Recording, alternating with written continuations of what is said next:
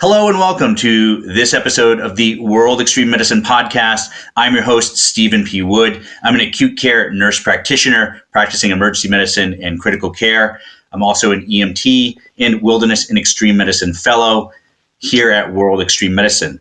I am lucky to be joined by our guest, Harrison Carter. And Harrison is a conservation biologist, a storyteller, and explorer with a fascination in human and wildlife conflict that has taken him to some of the world's most extraordinary places. He has traveled and filmed in over 50 different countries worldwide, and his expeditions include traversing the Guyanese jungle, Indonesian rainforest, and Sri Lankan lowlands in search of the world's most deadly snakes and their stories.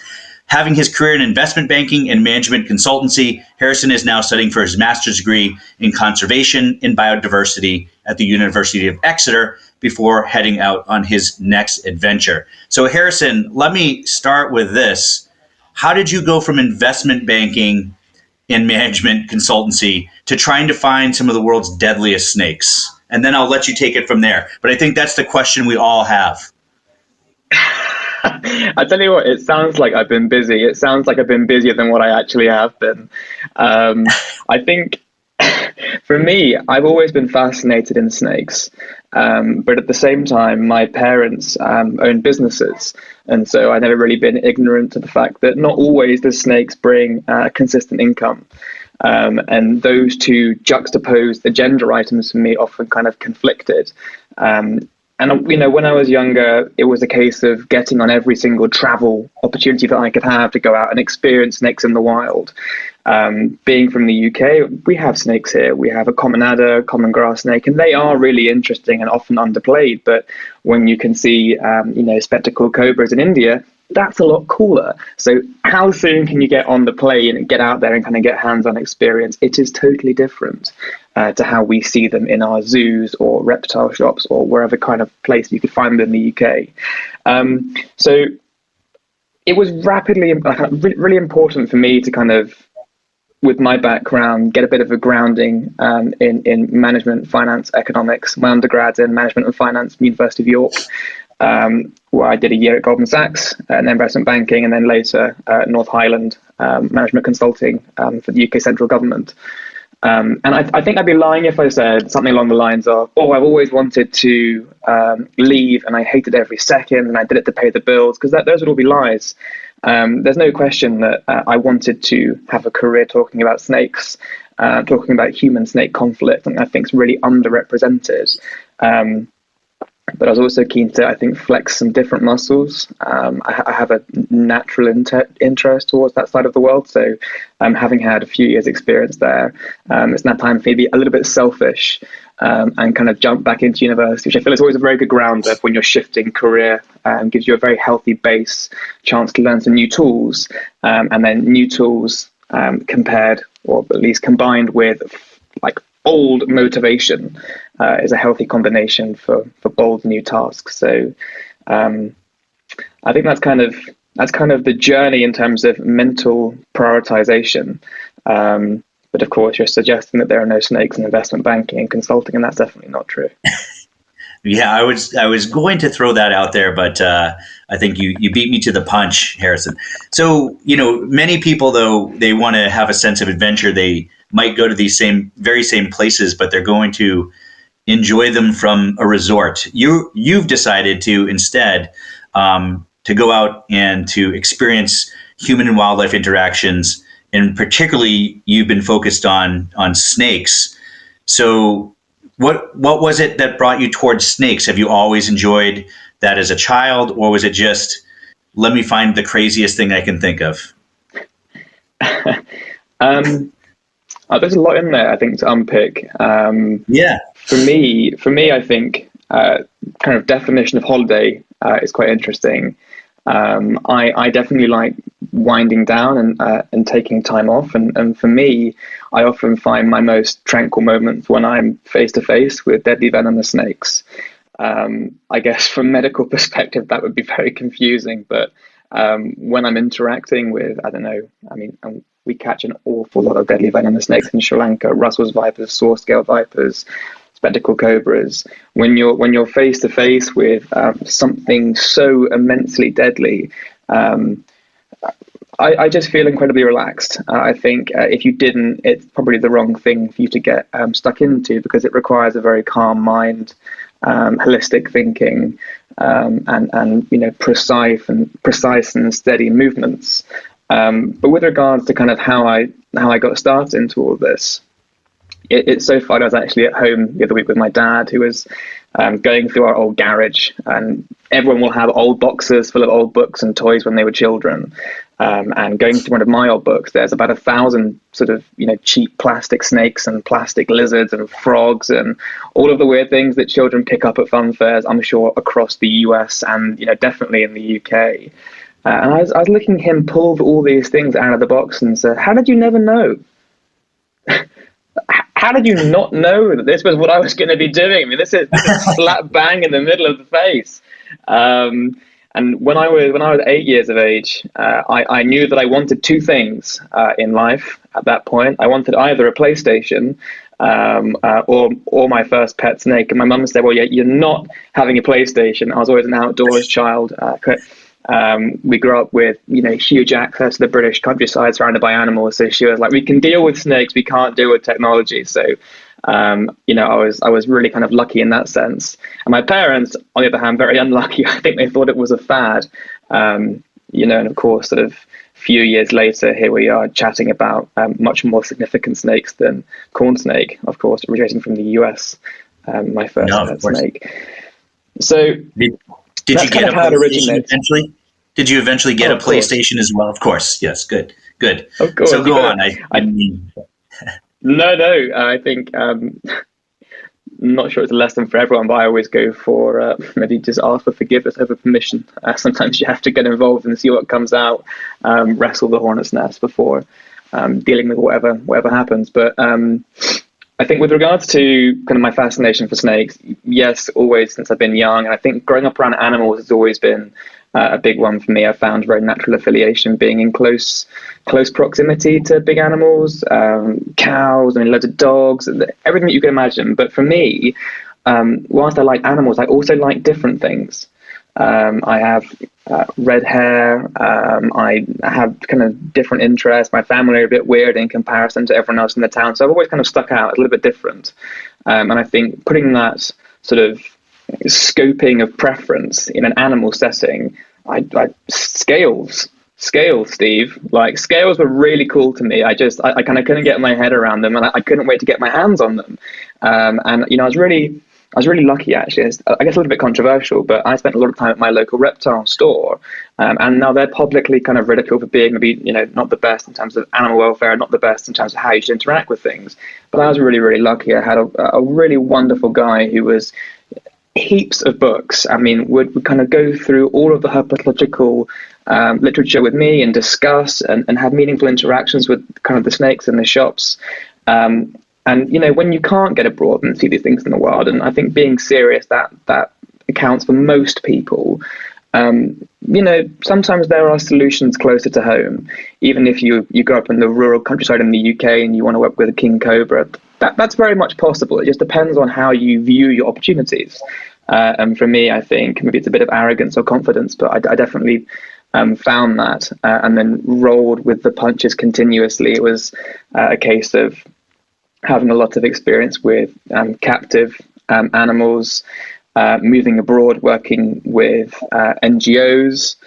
And then my previous partner had a house in Sri Lanka, and so fortunate to have spent so many years out in Sri Lanka with them. And that's really where the interest for me went from, okay, really interested, having a wonderful time, but really I'm playing a lot of sport and my academic work's important. I've got a social life at home with my friends. I'm a normal sort of 16-year-old to coming face to face with a spectacled cobra and knowing pretty much in that instant that there is something in that to explore for me. And I've been so lucky that I found something that I'm very confident saying that at least for the next few years, I have to focus on that. It is what captures my attention. And so all of the decisions downstream from that become a lot easier. Fine, there are funding blockers. job and then backlog to how we can get snake stuff. But in terms of the why was quite simple. So I guess being exposed to something, in Asia, there's not the same level of health and safety as there is in the West, and I guess that's generally a really good thing. But for me, having that glass taken back and being moved away from seeing something from 3 meters to seeing something a few centimeters, and of course that's an important distinction because people listening to this will think, well, surely that's really dangerous. And that's, of course, a misnomer. It totally depends on the snake and the behavior of the snake. And so it's very tough for us to really develop our understanding of venomous reptiles if we're not actually having a chance to really exhibit how they work. And you can't do that 2 meters behind glass. At least your average person can't do that through observation. So seeing something in real life just it sparked an interest, and then that gave credibility, and then that sparked further international travel. I've been to Sri Lanka about 12 times now. When I go there, I do a lot of capture and release work. So we go to paddy fields, places of work, people's homes, take venomous snakes. We put them in pillowcases, which I know sounds really bizarre to most people, but actually they're breathable, dark, small spaces, which is perfect for snakes. And we do a very good job, me with some local guys, of actually explaining to the locals what the snakes are, how they work, why they're at their home, why they're in the field, their behavior, rough ecology, and maybe not all of it goes in. But I really think that if you take the time to deliver a story properly and simply in terms of apples and pears, which is how we talk about it in Sri Lanka, maybe 1 in 10 people listen, and maybe that has a knock-on effect to children and children and children. That's how we build a cultural change. So that's been really interesting. And then I've since done that in South Africa, working with the big African rock pythons, in Indonesia, big king cobras, longest venomous snake in the world. And then more recently, led my own expedition to Guyana, looking for all kinds of creepy crawlies. Ultimately, the world's heaviest bodied snake, the green anaconda, which is completely victimized by film, but still super, super cool. I think you raise a really important point, which is that, traditionally the human and snake interactions have, for the most part, been very, very negative, especially for the snake. I think a lot of people fear snakes. These snakes reside, as you mentioned, in the example of the rice paddies, they're, in the workplace, and they're, making this workplace somewhat hazardous. But they were there first, and there's a reason they're there, and that, we need to work cooperatively with these animals as with others. And that educational piece, I think, is very, very critical. And it's great to hear that that's part of, what you're doing. It's not just going out, and catching these, observing these animals or catching them, or even providing, doing research on these animals.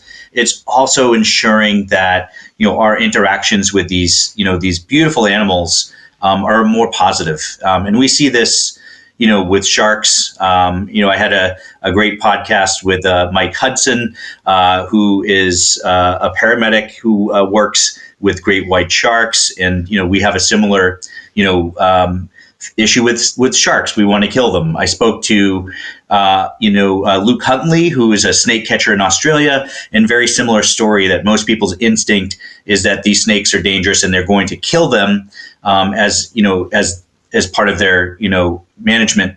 But that's just not a healthy, way to maintain an ecosystem. And so I think, you going out and teaching, even if you get across to one person, I think that's incredibly vital to, making sure that these animals have a place in our world. No, I mean, I totally agree with that, Steve. And for me, it's where this sort of, science in its traditional sense meets sort of more social science for me. And I think it's where we have, in general, where we have cross-functional teams, we have massive success.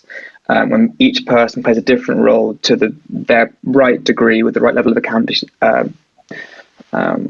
responsibility, you see massive friction, positive friction, and creativity. I think for me, though, one of the biggest challenges and one of the biggest changes in the way that I kind of will talk to locals when I was first going out and first doing this work, sort of 17 years of age, I mean, if I'm honest, probably play a bit of an ignorant card. You do play the I'm a foreigner in your land, telling you about a snake, which you live with and I don't. In fact, I'm only here for 2 weeks. I'm telling you how to live your life, and then I'm leaving, which is a very tough narrative. And I think it's also the wrong narrative. And I think, for me, it's important to reflect on the fact that average income in Sri Lanka is exceptionally low. And it's exceptionally low with a sort of economic structure and social support structure of again, almost nothing. If you're down on your luck in Sri Lanka, you're down on your luck. And it's very tough to get up on your luck, as it is with a lot of kind of developing countries across the world. So for me, it's, yes, about making sure that locals understand how snake ecology works, why they're there, understand them, and kind of bring down that level of irrational fear. But of course, real fear and rational fear definitely sits there too. And with the knowledge that local people do have to work that land, and that's totally within their gift. There are ways in which we can work with them to maximize the yields of their field, whilst mitigating any negative impact towards the snakes, and doing that in a big product rollout. Now, for me, that's the real question, because you can very easily, or at least simply, account for maximizing two outcomes by regulating the other one. Either you give up on how much you care about snakes and maximize humans, or the reverse. But achieving a balance and the scales of grey, that's where complexity sits. But fortunately, that's also where value sits for me as well. And I went 1 year into the fields and said, guys, bites happen on the feet in this field. So here are a pair of rubber boots. They're super cheap. Snake bites won't go through these. If you wear these, you can work all day with no stress. Now, I thought that was very sensible. I was very happy to give the boots, but I was kind of interested to see what the effects were and if they'd wear them. And one of the older guys in the group, through a translator, said to me, well, yeah, we can wear these. But if we wear these every single day, we're going to get blisters. And if we don't wear them, maybe once in a blue moon, we get bitten by a snake. And for me, I'm thinking blisters, we can deal with blisters, right? Like blisters is overcomable. But being bitten by Russell's viper, best case scenario, you're losing a foot or a toe, or there's huge mental health ramifications if you survive, which likelihood is maybe you don't. But I think we're very good, especially kind of taking a Western perspective on Eastern problems, on saying, we know what your issues are, here are 12 solutions. Maybe 12 of those solutions don't work because we don't really understand the user. And I think this is where, I spent kind of the last sort of maybe 6-7 years being slightly embarrassed about not having a strong biological background in terms of what I want to do, and almost being embarrassed about my banking and consultancy days. But now reflecting back, user-centered design and focusing around a problem statement, this is how big things get solved. And so we can really apply a lot of that logic from a different field into science. And I think that's where it's becoming really interesting for me. I think you mentioned in the intro that I'm doing my master's currently in the UK at University of Exeter, which is all true and great fun and going really well. Next year, we are running a 3-month research project in Sri Lanka, completely addressing the notion of snake-human conflict in rural communities. And a really big piece of the puzzle to this, in terms of people's perception of snakes, revolves around myths and mystery and legend, which for me, it always just sounds cool. The more you get to talk about legend and myths, it's just you're on a winner, because you can brand that to the moon and back. But of course, the complexity around myths and legends, especially with Sri Lanka, with a heavy Buddhist or Hindu religious context, is sometimes snakes are tied in with their culture. And so when someone says, oh, well, snakes do this, and biologically that snakes don't do that, you really have to reflect on values and kind of, is there something that I'm missing from what they're saying, because we're not talking about it in the same way. A recent example, I was in Guyana and we came across South America's most deadly snake, one of the better days of the trip, the verdalance. And it was a juvenile. And juvenile verdalance, viper species, live on the ground, grows to be between 4 and 6 foot, but generally you'll find between 2 and 3.5 foot. This one was less than a foot. The bottom little tiny piece of their tail is either light yellow or light green, kind of depending on subspecies and your eyesight, and all kinds of, but they are brightly coloured. And the logic is these small little snakes will wiggle this tiny little fluorescent piece at the end of their tail to attract prey. Once that prey comes, they quickly strike, envenomate the prey item, ultimately dies and follows it and consumes it.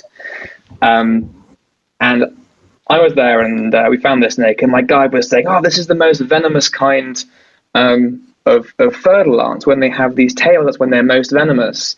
Now, with my knowledge of the snake, we know that the older that snake gets, the bigger the yield of venom gets. We know that it has a higher propensity to deliver much more toxic substance than a juvenile. So I'm thinking initially, well, that's just not true.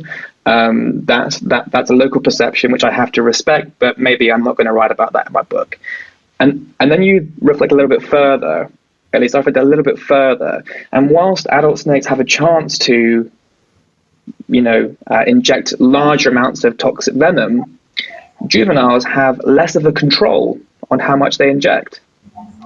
And so whilst adults might have the ability to inject a ton, they might choose to inject very little, because we all know that venom is valuable to snakes, especially when they can't consume the thing that they are biting. But juveniles will just go and flow it into you as if no tomorrow. So as an interesting hypothesis now for me, what's more dangerous, juvenile snakes or adult snakes, down to the cognitive ability to release venom. And I think it's very easy to miss those cues. But from having experienced doing it before, I'm looking to find similar tricks and cues 3 months in Sri Lanka next year to solve what I think is a really underreported problem. That's fascinating. I honestly had no idea the snake could even control the amount of venom that they deliver. That's something I've learned from you just now, which is really interesting and really amazing. And it does really, kind of change your perspective on, what we understand about these animals and how they interact.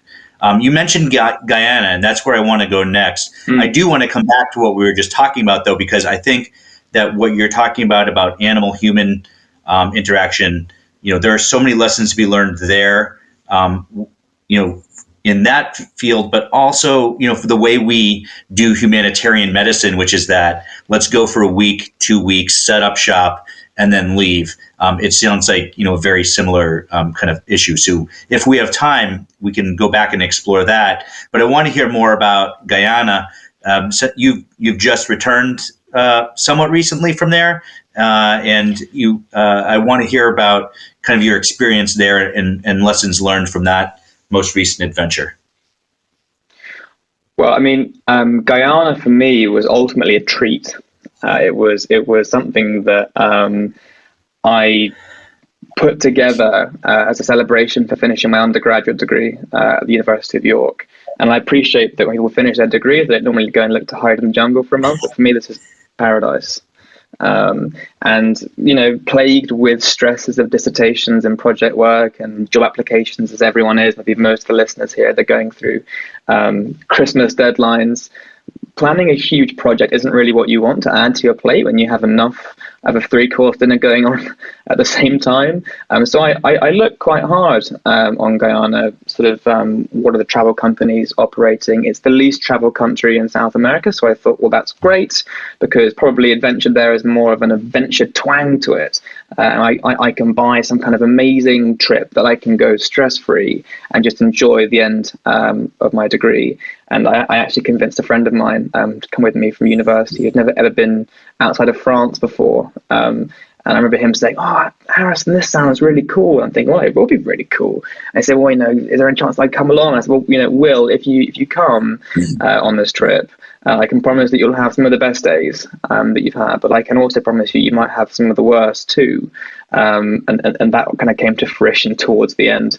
But the point was kind of going online and having a look around, and the last published tourist guide of Guyana, I think it's in 2014. It's a great book, but a lot of the contacts in there are expired. The emails aren't relevant, and so you have to do an awful lot of admin groundwork. And after a while, having a look at what different routes were, nothing took my fancy. It wasn't right. I kind of had all this experience of working in the middle of nowhere with venomous snakes. I was being honest with myself, despite the extra admin, that's what I wanted.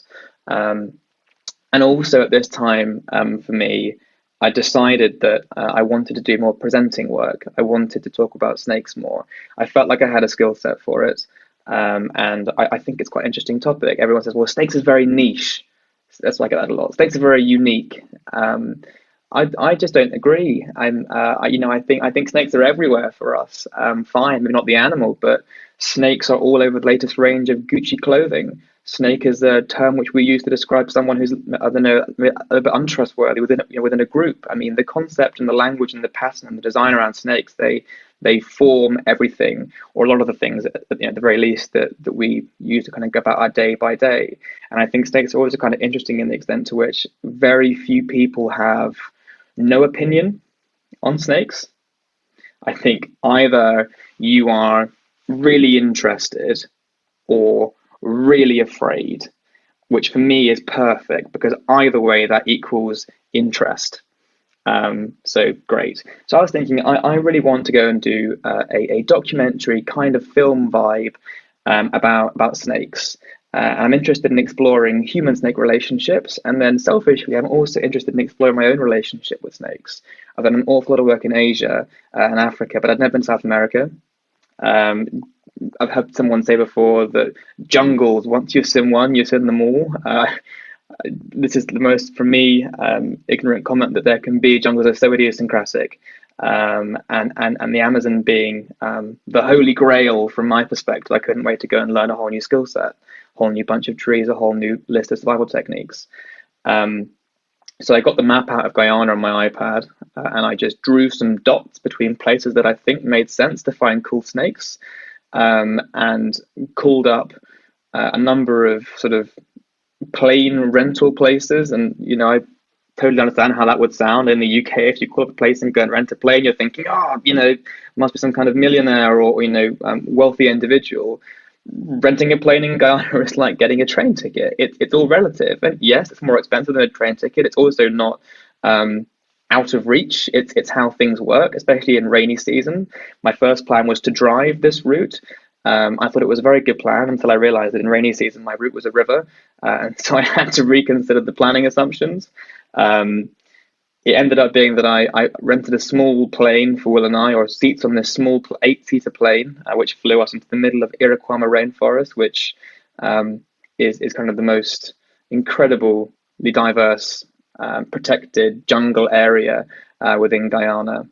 And we landed in there and did the research center there for 3 days just to kind of get acclimatized to jungle environment. And for me, I think a lot of the beauty of the Guyana trip was actually in the planning phase. I'd spent so long thinking about Will as someone that hasn't traveled before, and how we could stagger the trip to take someone who hadn't been into a jungle into a very remote area safely, with considerate safety plans, considerate evacuation plans, whilst still making it fun and feeling like an adventure. So for the first 2 weeks, we followed this dotted line, staying at essentially research centres and places with a roof. And we travel there via 4x4 in part, boat in part. One horrendous story, we ended up hitchhiking on motorbikes midnight into the savannas. You kind of have to take what you can get in Guyana in terms of travel. And then after 2 weeks, Will had to go back to London. He was working in London. He was working for Monzo, the banking company. But the truth is, Will would have had to gone home after 2 weeks, regardless, because I think all brothers might spat and fight, but when you're put in the kind of the context of a jungle, tensions increase. No matter how reflective or calm you are, you have moments of weakness. And for me, having been in jungle environments a lot, and knowing what it takes to be happy and healthy in a jungle, and constant maintenance and proactive maintenance of your body, especially when you don't think you need it. This caused a bit of friction between Will and I. Two 20-something-year-olds, don't tell me how much powder I need to put on underneath my armpits, or you do you, I'll do me. And ultimately, Will's feet split and had really bad mosquito bites. blistering. So Will went home, and I went back into the middle of the jungle with a hammock, two guides, and a German chap that I met in Georgetown called Thomas. And we did 2 weeks wild trekking through the middle of Guyana, looking for green anaconda, bushmaster, fer-de-lance, harpy eagle, jaguar. And at this phase, it was a case of I'd convinced them that I would find things, and it was a bit of a well, let's see what you can get aspect. And that was the challenge. And I was recording the whole thing for this documentary. And before the trip, I'd had some photos on my Instagram. I'm sure some listening now might go through and scroll through and have a look at some of the old photos. I had some attraction from production companies to say, "Oh, your photos look really good, but do you have any content of you speaking? Do you have any videos we can kind of credentialize you as potentially a presenter?" And I didn't really, especially in the context of doing wild work. So this was my whole thing. I'll film this month. Ultimately, I'll try and either sell this product to a production company or use it as credentials to get in on an ongoing project. And this was the trip for us. We're just trying to capture good content as amateurs, essentially in a very challenging environment, but ultimately had massive amounts of success, which yes, is a bit of a testament towards good planning, honest passion, and getting lucky with great people. So Harrison, one thing that I see, peppered throughout your conversation is that, safety and planning, specifically in safety, are incredibly important. And they're really the keys to success for any kind of, adventure, for any kind of expedition. Can you talk a little bit about, what you're kind of planning in and around safety and kind of what you devote to that? Yeah, absolutely. I think it's talking about safety can feel a little bit uncool, because people would assume that it means taking the fun away. Whereas for me, on an expedition, having good safety planning allows you to do a lot more fun, and allows you to do a lot more fun with a lot less stress. It isn't about if you fall over and cut yourself, you can go back by yourself and get fixed in the hospital and don't worry, guys, I'll see you in a week. And that's not really how it works when you're in the middle of nowhere. You ruin the trip for everyone. So it's less about fixing yourself and more about making sure you don't ruin everyone else's holiday or expedition. Essentially, it's selfish to get injured. That's kind of how we were thinking about it. And of course, with regards to snake bites, it's almost impossible to really plan for that in a safety perspective. Anti-venom kind of has to be kept chilled, and when you're 3 days away from a village which doesn't have a fridge, there's no chance. So you're doing, or you're championing, strong preventative measures, which fortunately are hugely effective with regards to snakes. Slight tangent going back to my master's work. This is kind of the key points that I really want to put across, because when you're talking about a snake bite, there's an awful lot of great focus and well-placed intention on producing cheaper antivenom. Critical. That's the only scientific way we have of coming through a snake bite. There's also a lot of interest going on venomous snake ecology. Well, how do we understand the snake? How can we understand them, and how we can mitigate and manage for them? But this is a human-snake conflict, not just a snake issue. So we have to think about ourselves and what can we do to prevent snakes. And for us in the jungle, there were a number of things we could do. So when we were sleeping, it was a case of hammocks off the floor. Not only was it super wet at night and really, really unfun, and there are ants and all kinds of other mammals, jaguar, and but probably it's more like mosquitoes and ants, which is the real problem. You want to be off the ground and up in the air, a good basher. Nothing that goes on your body is on the floor at night. Your shoes go in sticks off the floor, your clothes in sticks off the floor. Nothing hits the danger zone. I remember when Will first came to the jungle, he was surprised at how messy it was, which for me I thought was quite interesting. I thought, this is the jungle, but actually I think it's a really fair point, because when we see the jungle at home, maybe you've got the telly on, you've got Attenborough in the background, or whoever you've got going on will always support the Brit.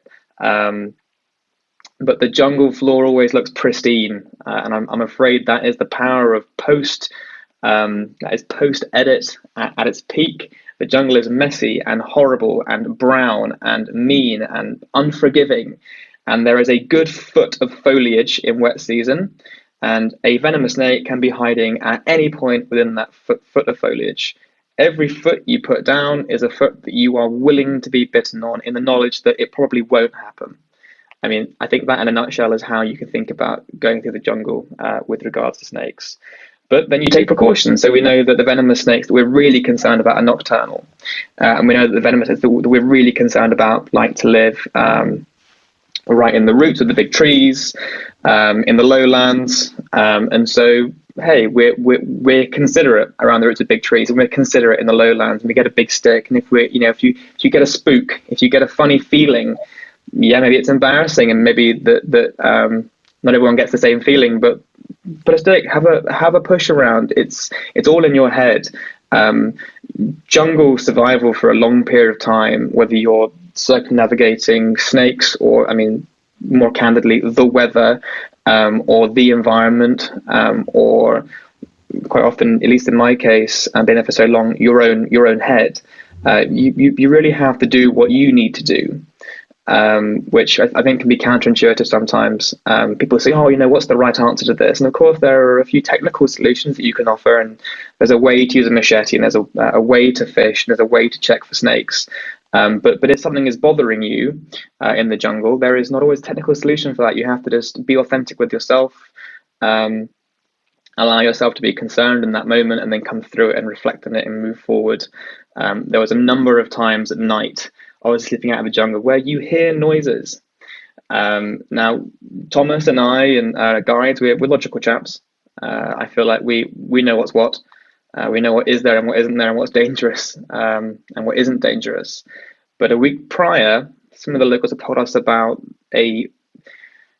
from my perspective, a mythical group of half human, half animal shapeshifters that live in the jungle called the Jumbi. And the Jumbi sounded great over a beer. They sounded hilarious. I mean, I've written in my journal, you won't believe what the Jumbi are like. They'll shift one day from being a jaguar to being your best mate the next, and they shape shift and they move time. And then you fast forward to it, you're in the jungle, it's pitch black, and you hear a rustle in the grass. The Jumbi is the first thing that springs into your head. I mean, yes, did we have rum in the jungle, but we didn't have enough. It was right there. You're very concerned about even the most irrational things. So you're kind of keeping a check on what's super important. That's our next podcast. I definitely want to cover that as an entire podcast. Is the Jumbi? It's fascinating stuff. But yeah, that's all important. I think for those of us who go out and experience these things, my area isn't the jungle. I love the mountains, but safety's the most important piece. And I'm big on checklists and lists and things of that nature.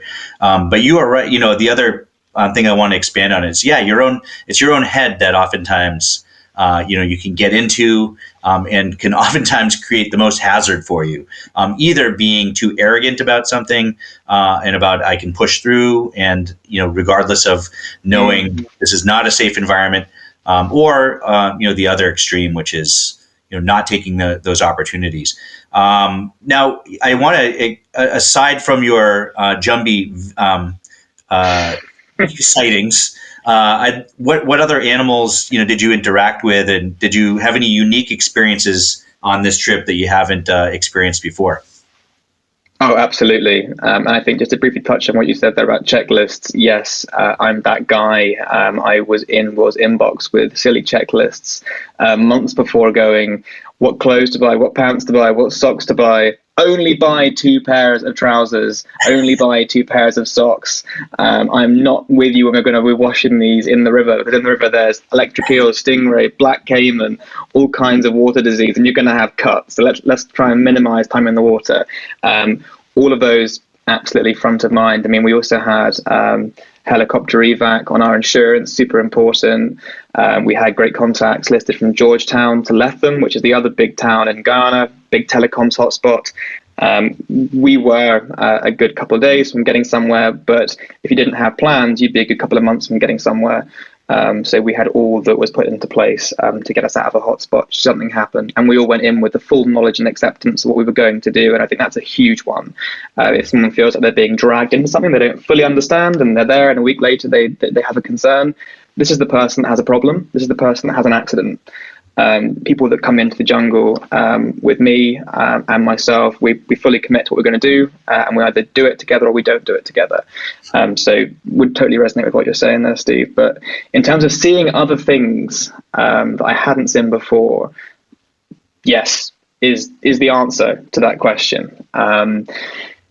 I'd never been to South America before, and a month in the jungle, even in wet season, which is the worst time to go out of any time. And it's probably the worst habitat in the world to visit at its worst period in the world, where everything bites and stings. Everything is either inconsumable or will consume you. But you know, sometimes need must, and we only had a month, and that month was July, and so on the plane we go. In dry season, of course, water is the source of life in the jungle, as it is nearly everywhere.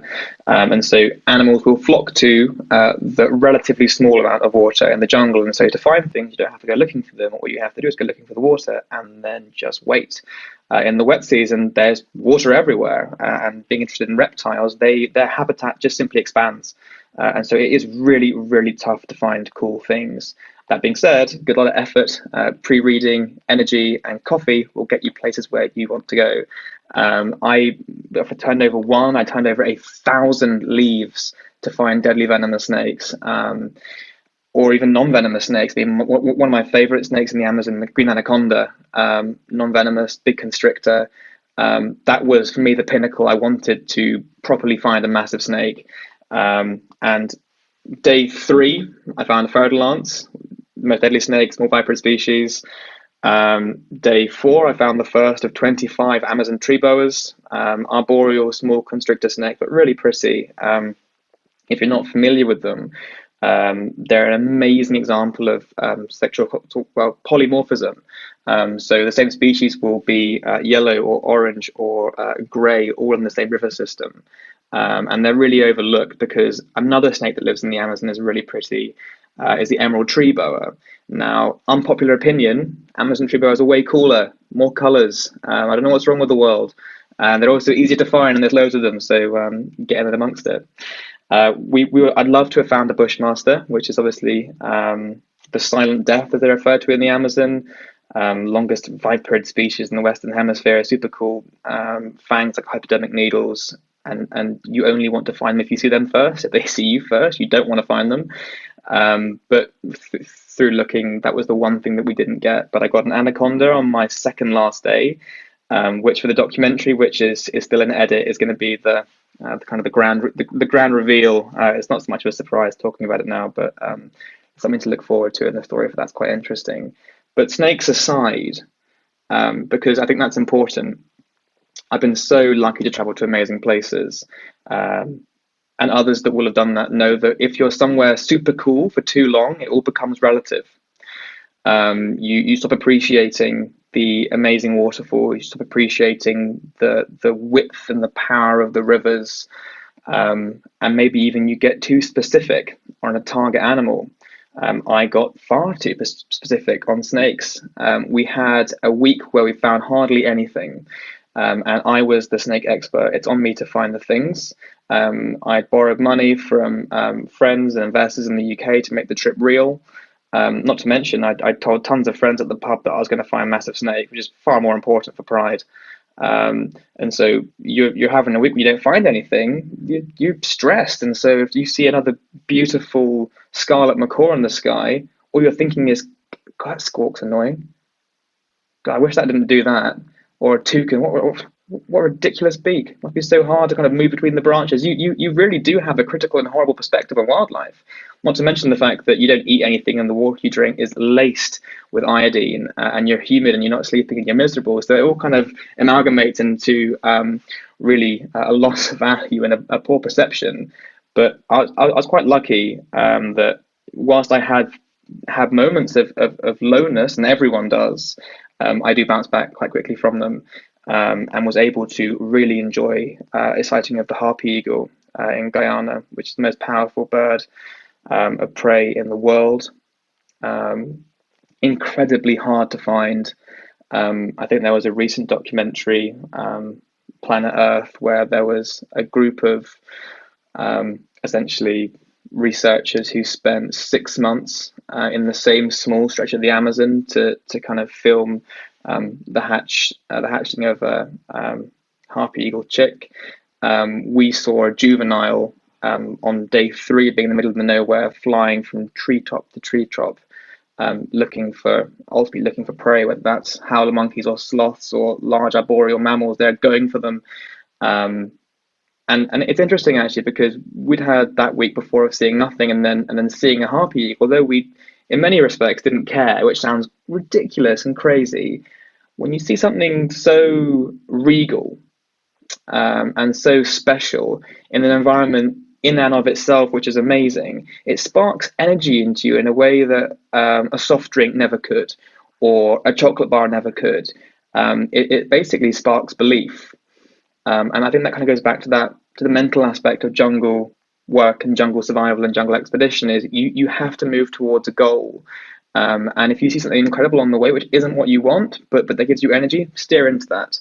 I also saw a jaguar on the 4th day of the trip. We were in a car, and I was trying to film. I was actually filming a conversation about the jumbie with the guy in the back seat. I was thinking, this is the best content I'm ever going to get in a month. I mean, snakes have become redundant very quickly, and then they're going, I think the guys in the car thought it was a different kind of large mammal crossing there, because they still have cougars. I think you guys call them mountain lions in the Amazon. They thought, cougar. And I was like, move the camera around rapid fire, and they were shouting that it's a jaguar. And you can't mistake a jaguar.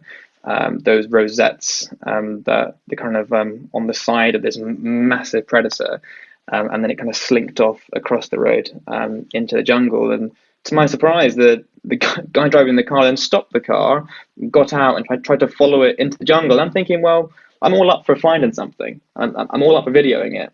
But I mean, I've got 3 more weeks, and I'm I'm not after a quick death wish. If it's okay with you guys, I'll be the 3rd one back, because I haven't got to outrun it. I've got to outrun you and you. So that'd be my plan.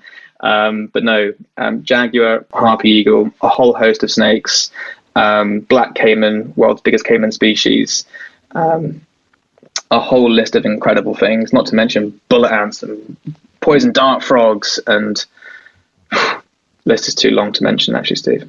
It's amazing. Well, we're running out of time, and honestly, we could spend the rest of the day chatting, and maybe we'll reconvene again soon. I'm certainly really excited, as I'm sure many of our listeners will be as well, to see your documentary when it comes out, and we'll make sure that we post a link for that. I think as you've embodied, kind of how you should be doing things, taking those precautions, making checklists, being safe, having all of those, things prepared. I think that's incredibly important.